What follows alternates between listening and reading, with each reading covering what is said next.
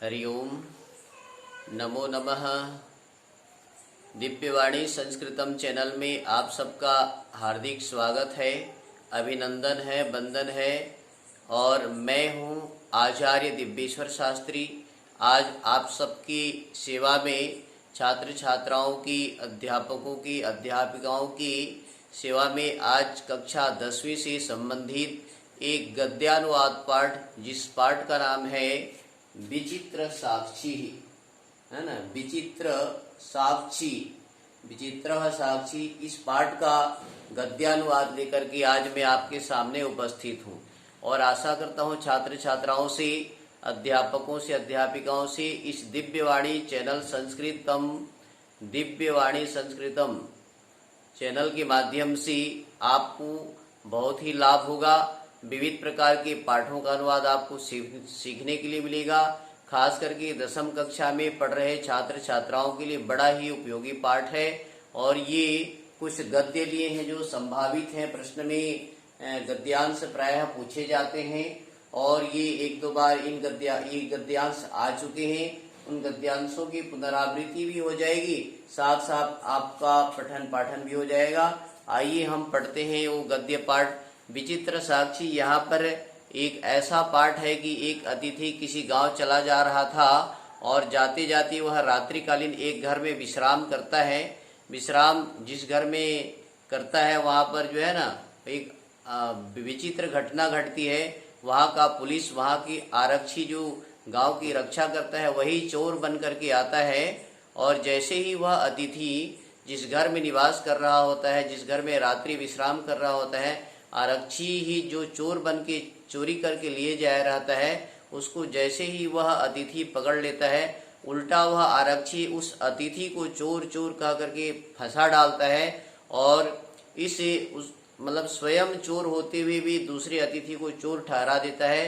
इस कहानी को लेकर के न्यायालय अभियोग चलता है और साक्षी के आधार पर वास्तविक चोर का ज्ञात होता है और वास्तविक चोर को जो है दंड मिलता है। ये कहानी आप वहाँ पर पढ़ेंगी। मैं उस कहानी का कुछ गद्य मात्र, गद्यांश मात्र आपकी सेवा में प्रस्तुत कर रहा हूँ। आइए पढ़ते हैं। सबसे पहले विचित्र साक्षी का सबसे पहला पाठ।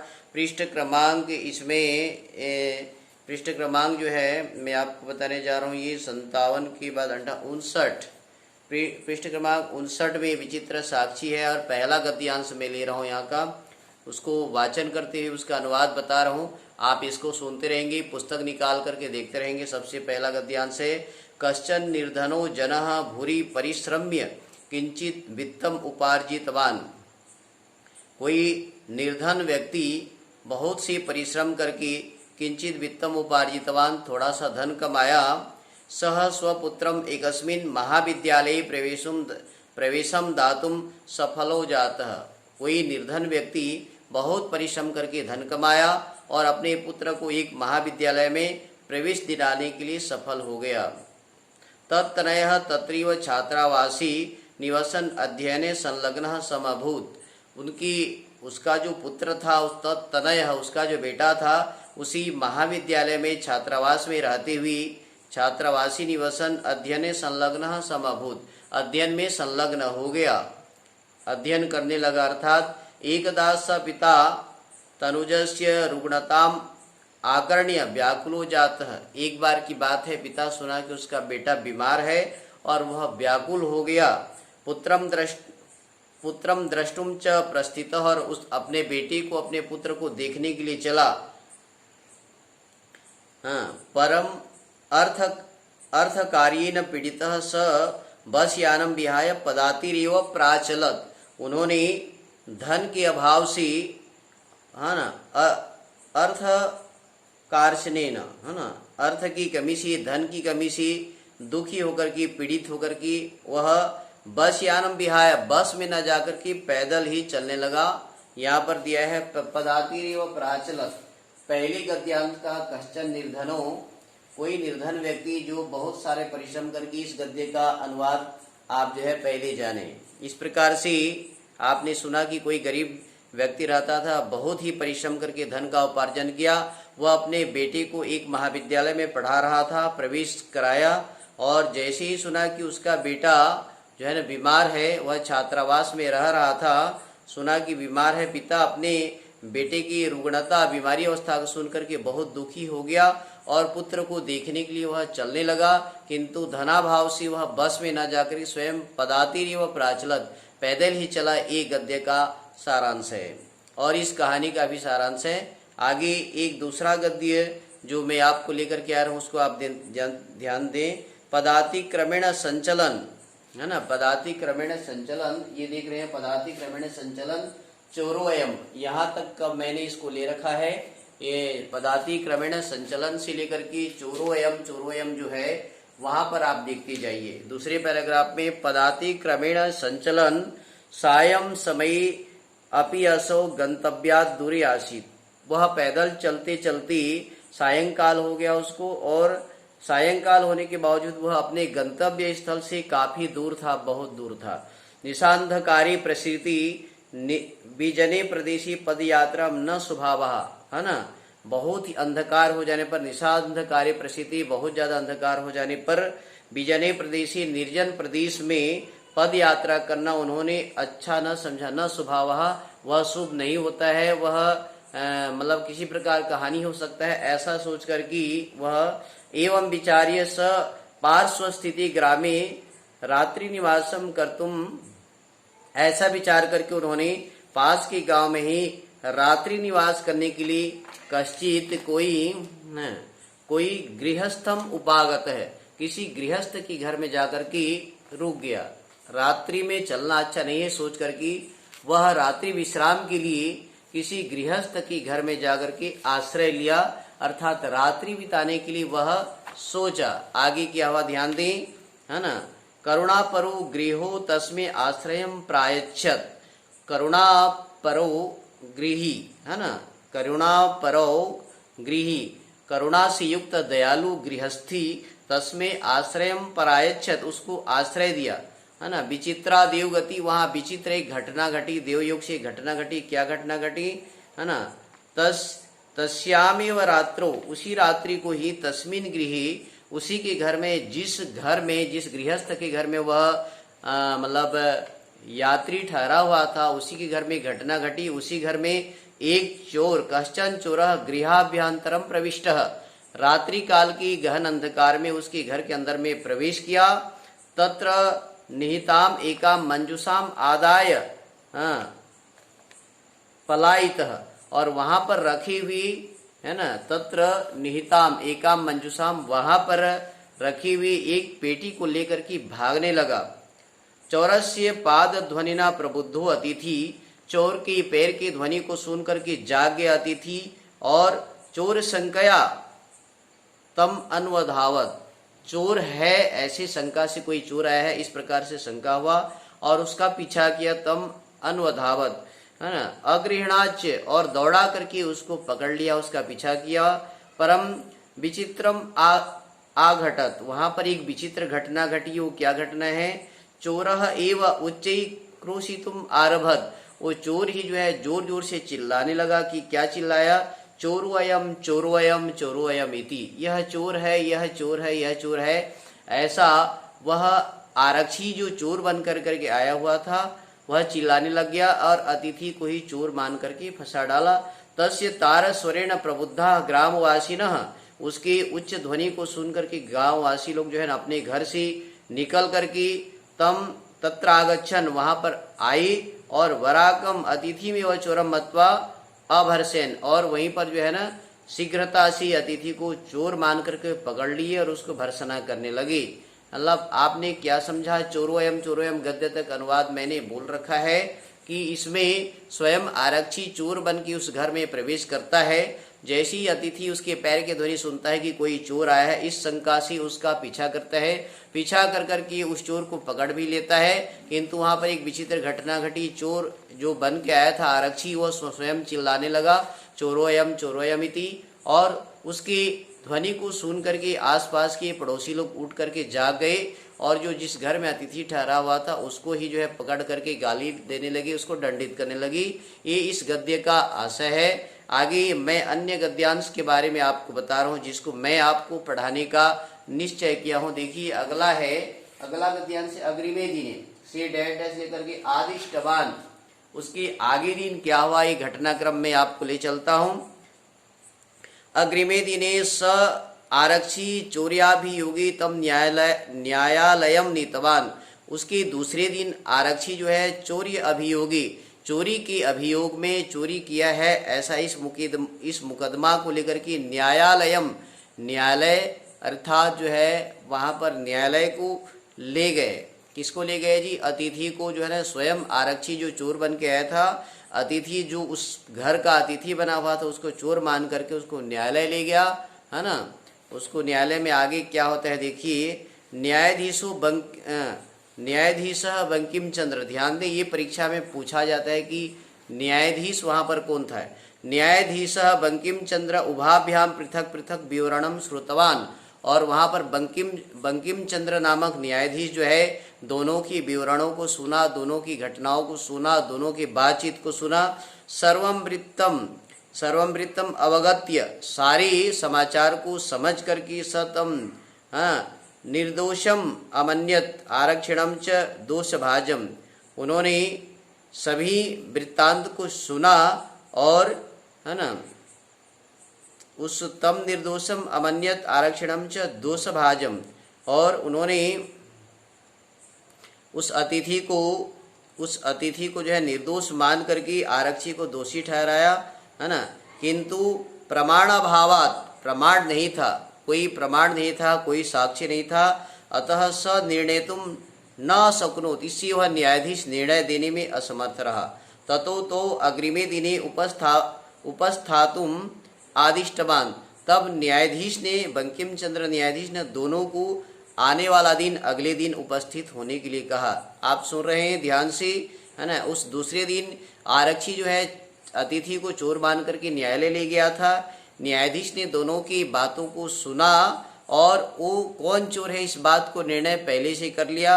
वो मान गया कि आरक्षी स्वयं चोर है और जो है अतिथि निर्दोष है, लेकिन न्यायालय में प्रमाण की आवश्यकता होती है, उसके पास कोई प्रमाण नहीं था। इसलिए बंकिम चंद्र न्यायाधीश ने उन दोनों को आदेश दिया कि आज नहीं कल दोनों उपस्थित हुई, ऐसा आदिष्टवान आदेश दिया। ये उस गद्य का अर्थ है। और आगे गद्य लेके चलते हैं अन्येद्यु।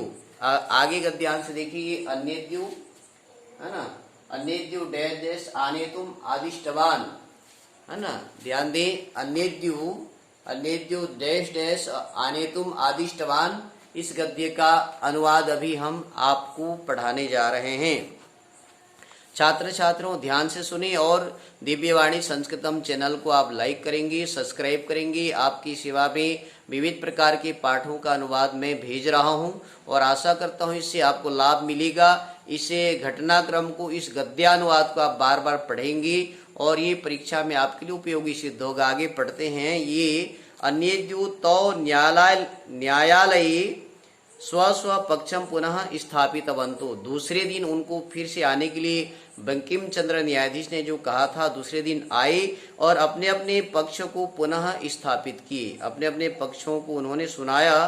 तत्रैव कश्चित, वहीं पर कश्चित कोई तत्रत्य कर्मचारी, वहाँ का एक कर्मचारी, वहाँ का एक सेवक, न्यायालय का एक सेवक समागत्य न्यवेदयत, वहाँ आकर के बोलता है, यत इतः क्रोशद्वयान्तराले कश्चित जनः केनापि हतः, यहाँ से 2 कोस के अंतराल में किसी व्यक्ति के द्वारा किसी की हत्या कर दी गई है।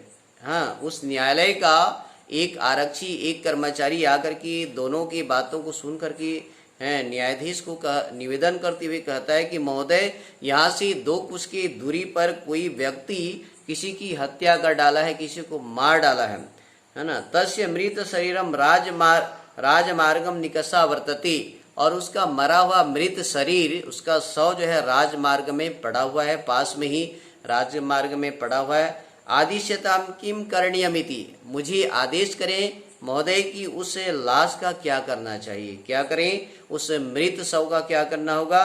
न्यायाधीश आरक्षिणम अभियुक्तम च शवम न्यायालय आनेतुम आदिष्टवान, और आरक्षी और ये क्या कहना चाहिए, अतिथि को और आरक्षी को, सिपाही को न्यायाधीश ने उस 100 को लाने के लिए आनेतुम आदिष्टवान, आनेतुम बोलने से लाने के लिए आदेश दिया। आप समझ गए होंगे कि जैसे ही कोई आरक्षी बोलता है कि पास में यहाँ पर दो कोस के अंतराल में किसी व्यक्ति की हत्या हो गई है और उसका मृत शरीर वहां पर पड़ा हुआ है, बोलिए कि मैं क्या करूं। ये कोषालय का न्यायालय का आरक्षी ये निवेदन कर रहा है न्यायाधीश को। तब न्यायाधीश ने आदेश दिया, ये जो नए अभियुक्त आए हुए थे, पहले से जो अभियुक्त थे, कि आरक्षी और अतिथि जो इस समय इनका अभियोग चल रहा था, उन दोनों का आदेश दिया, जाइए और उस मृत शरीर को लेके आइए, आने तुम आदिष्टवान। ये गद्य का अनुवाद है। तो इस प्रकार से आपने 3-4 गद्यों का अनुवाद सीख ली। आगे एक गद्य का अनुवाद और बताता हूं मैं, लास्ट वाला। हाँ, ये पाठ का जो है ना सारांश आप समझ रहे होंगे। आदेशम प्राप्य उभो प्राचलताम, और न्यायाधीश के आदेश को चल करके दोनों ने वहां पर जाकर के चलना शुरू कर दिया। तत्र उपेत्य काष्ठपटिल निहितम पटाच्छादितम देहम स्कंधी वहंतु न्यायाधिकरणम प्रति प्रस्थितो। आपको घटना याद होगा, इसलिए मैं आगे को पढ़ा दे रहा हूँ कि न्यायाधीश के आदेशानुसार वहां पर मृत शरीर जो काष्ठ पटल में लकड़ी की पट्टी में सुलाया गया था, उसको दोनों उठा करके जो है न्यायाधिकारिणम, न्यायाधीश के पास में लेकर के चली। आरक्षी सुपुष्ट देह आसित, और जो है ना आरक्षी जो सिपाही जो था, जो मुख्य रूप से चोर है, वह सुपुष्ट देह वाला था। अभियुक्तश्च अतीव कृशकायः, और जो अतिथि था जिसको चोर बनाया गया है, वह बहुत ही दुबला पतला था, है ना। भारवतः शवसे स्कंधी वहंतम तत्कृति दुष्करम आसीत, और 100 रूपी भार को ढोने के लिए उसके लिए बहुत ही कठिनाई हो रही थी, वो उसको ढो नहीं पा रहा था। स भार वेदनया क्रंदति स्म, और जो अतिथि था दुबला पतला भार की वेदना से रो रहा था। तस्य क्रंदनम निशम्य, उसकी क्रंदन को सुन करके मुदितः आरक्षी तम उवाच, है ना, उसे अतिथि जो दुबला पतला था उसके क्रंदन को सुन करके आरक्षी जो वास्तव में चोर है उसको कहता है, तम उवाच, क्या कहता है, रे दुष्ट, अरे दुष्ट, तस्मिन् दिने त्वया अहम चोरितायाः मंजूषायाः ग्रहणात् वारितः। मैं उस दिन जब पेटी को चोरी करके ले जा रहा था और तुमने मुझे पकड़ लिया, तुमने मुझे रोका, उसका परिणाम आज तुमको भुगतना पड़ रहा है, जो कि इस प्रकार से दंड तुम जो है ना प्राप्त करो। इदानीम निज कृत्यस्य फलम भुंक्ष्व, इस समय अपने करनी का फल भोगो। उस दिन मेरे को आपने रोक दिया, नहीं रोका होता तो आज आपको ये ऐसा दंड नहीं मिलता, अपने दंड का फल भोगो। ऐसा जो आरक्षी स्वयं चोर बना हुआ है उसको जो है ना अतिथि को डांट रहा है। अस्मिन् चोर्याभियोगे त्वम वर्षत्रयम कारादंडम लप्स्यति, आज चोरी के अभियोग में तुमने चोरी किया है, ये दंड के आधार पर 3 साल का वर्षत्रयम, 3 साल के लिए कारावास का दंड तुम्हें प्राप्त होगा। ऐसा आरक्षी अतिथि रूपी चोर को कह रहा है, जबकि वो वास्तविकता में चोर है ना। एवं प्रोच्य उच्चै अहसत, ऐसा कह करके वो जोर जोर से हंस रहा था, है ना। यथा कथनचित उभो शवम आनीय एकस्मिन् चत्वारि स्थापितवन्तः, इस प्रकार से दोनों ने उस 100 को उठा के ला करके एक चबूतरे पर, एक किनारे पर स्थापित किए। ध्यान दे, बहुत ही जबरदस्त ये पाठ है और शिक्षाप्रद पाठ है, प्रेरणास्पद पाठ है। छात्र छात्राओं को इससे प्रेरणा लेनी चाहिए, बहुत ही महत्वपूर्ण पाठ है। आगे का गद्यांश मैंने जो लिख रखा है ये है कि न्यायाधीश उनको, और आगे क्या कहता है, मुक्तवान। अंतिम में जो पैराग्राफ है उस अंतिम पैराग्राफ का वाचन मैं आपको कर रहा हूँ। यह 60 पेज में है। न्यायाधीशेन पुनस्तव घटनायाः विषये वक्तुम आदिष्टौ, न्यायाधीश ने जो है ना दोनों को फिर से उस घटना के बारे में कहने के लिए आदेश दिया। आरक्षिणी निज पक्षम प्रस्तुतवती, आरक्षी जो है अपने पक्ष को प्रस्तुत किया। आश्चर्यम अघटयत स शवम प्रावारम अपसार्य न्यायाधीशम अभिवाद्य निवेदितवान, जैसे ही आरक्षी और अतिथि दोनों ने अपना अपना पक्ष प्रस्तावित किया और आरक्षी ने जब बोलना शुरू किया, उस समय बड़े ही विचित्र घटना घटी कि वहां पर जो 100 हाँ, एक किनारे रखा हुआ था, चबूतरे पर रखा हुआ था, है ना, न्यायालय में रखा हुआ था। अपने ऊपर ढके हुए प्रावारम अपसार्य कपड़े को हटा करके उठा और न्यायाधीश को प्रणाम करके बोलने लगा। क्या बोला? मान्यवर, एतेन आरक्षिणा अध्वनि यदुक्तम तद वर्णयामि। कि महोदय, ये जो आरक्षी है, सिपाही, जब 100 को लेकर के आ रहे थे, दोनों में क्या वार्तालाप हुई, मैं आपको सुनाने जा रहा हूँ। त्वया अहम चोरिताया मंजूषाया ग्रहणात् वारितः। तुमने मुझे चोरी करते हुए पेटी को ले जाते हुए रोका है, जिसका परिणाम आज तुम्हें भुगतना पड़ रहा है। तुम्हें चोरी अभियोग में दंड मिलेगा, 3 साल का कारावास दंड भुगतना पड़ेगा।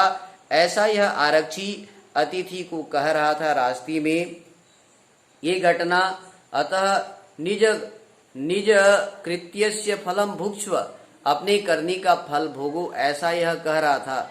अस्मिन् चोर्याभियोगे त्वं वर्षत्रयस्य कारादंडम लप्स्यति। यहाँ तक मैंने आपको गद्य में बताने का प्रयास कर रहा हूँ कि वो आरक्षी अतिथि को कह रहा था कि तुम इस चोरी के अभियोग में 3 साल का कारावास दंड भोगोगी। ये तुम्हारा करनी है। जो उस दिन मुझे चोरी करने से तुमने रोका, मुझे पकड़ लिया, यदि तुम नहीं रोके होते, नहीं पकड़े होते, तो आज तुम्हें यह दंड नहीं मिलता। ऐसा इन दोनों में वार्तालाप मार्ग में हो रहा था। ऐसा जो 100 में मृत बन करके जो आरक्षी आया हुआ था, वो न्यायाधीश को जो है ये सारे वृत्तांत सुना रहे हैं। आगे सुनिए। न्यायाधीशेन आरक्षिणे कारावास दंडम आदिश्य, है ना, तम जन्म ससम्मानम मुक्तवान। और न्यायाधीश बहुत ही बुद्धिमान था। उसकी योजना से और साक्षी विचित्र जो साक्षी बना हुआ था, उस साक्षी की योजना के आधार पर ये यहाँ पर निर्णय पहुंचे। न्यायाधीश ने आरक्षिणे कारावास दंडम आदिश्य, वास्तविक चोर आरक्षी है ऐसा जान करके न्यायाधीश ने उसने कारावास का दंड दिया और उस अतिथि को ससम्मानम, अतिथि को निर्दोष साबित करके ससम्मानम मुक्तवान, सम्मान पूर्वक उसको मुक्त किया। यह विचित्र साक्षी नामक पाठ है। इस पाठ के आधार पर जो है ना, आप जो है विचित्र साक्षी पाठ के गद्यों को जान सकते हैं, परीक्षा में आने वाले प्रश्नों को हल कर सकते हैं, गद्यानुवाद एकदम सरलता से कर सकते हैं, ऐसी मेरी शुभकामना है। मैं आशा करता हूं आप दिव्यवाणी संस्कृतम चैनल के माध्यम से अवश्य में लाभान्वित होंगे और मेरी शुभकामना है। सबसे मेरा निवेदन है कि अधिक से अधिक ये वीडियो को आप संप्रेषित करें, फैलाएं, छात्र छात्राओं को बताएं, जिससे वो लाभान्वित हों, उनका कार्य सफलता से संपन्न हो जाए और वो परीक्षा में अच्छे अंक से उत्तीर्ण हो। यही मेरी शुभकामना है। बोलिए पुनर्मिलामः पुनर्पठामः। जयतु संस्कृतम, जयतु भारतम। धन्यवाद।